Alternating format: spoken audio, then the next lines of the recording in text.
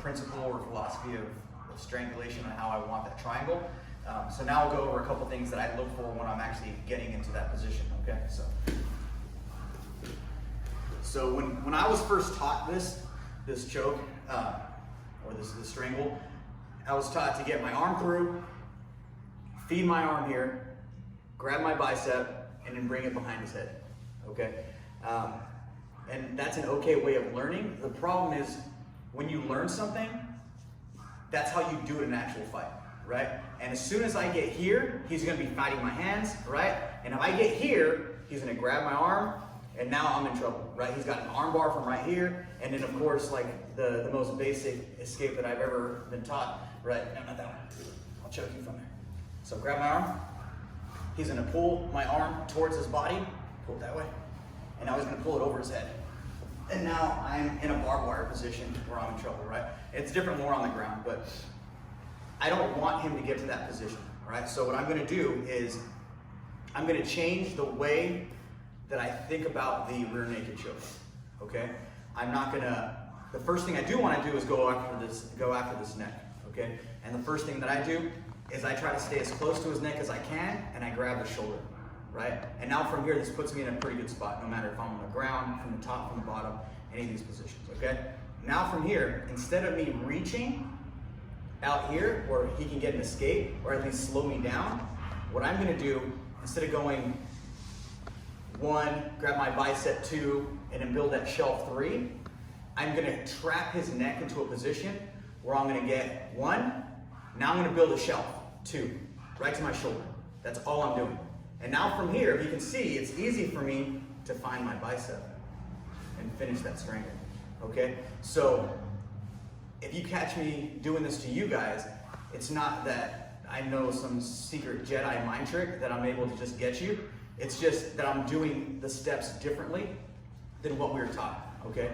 So the way that I do it, and I think the way that people should do it, is 1, hand to the shoulder, and I bring my elbow over, right? From here, I can kind of get the rear naked choke, but as soon as I grab this bicep, boom, that's where it comes in, pretty quick, okay? So instead of going 1, 2, 3, I want you guys to think about going 1, 2, and then 3. It's gonna be a little bit quicker, it's gonna come on a lot faster, and it's not as dangerous, right? I started seeing people kind of do this. As soon as they get this position, they would just kind of make room. The problem is with somebody good, if I'm making room here, now for me it's gonna start turning into me, right? Just the other way. Yeah, now I don't have any of that stuff, okay? And obviously it's amplified when I'm on the ground to actually take his back. But from here, I can stay tight, build that shelf, and then now he's mine, okay? So I want you guys to work on that. 1, build a shelf, and then get that bicep. It's a lot easier, it's sneakier. It's more of an advanced move, I think. But I think it's a better way to teach, because you're not building bad habits in the process of getting the most awesome strangle in all of jiu-jitsu, okay? So again, really quick. It's quick, just like that, okay? If I have his back here, I wanna make sure that my hooks are in, right? I don't wanna cross my legs because he can just bring his leg over and start getting me in an ankle lock, right? So I'm here, and now when I get this position, nothing really changes, okay? Obviously, if I can get a body triangle, that's gonna be better for me. The other thing that if I'm in a position like this, what I don't want you guys to do, and it's very hard because in most of jiu-jitsu you want to stay tight, right?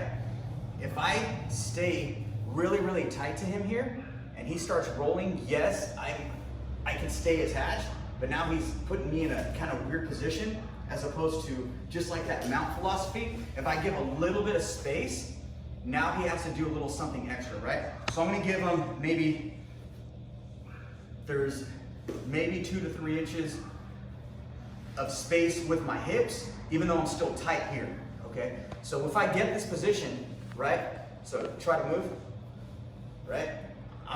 He's almost choking himself, okay? Where if my back and my hips are totally connected to him, and I get the same position, so let's try to move. So now, see how he can control my body?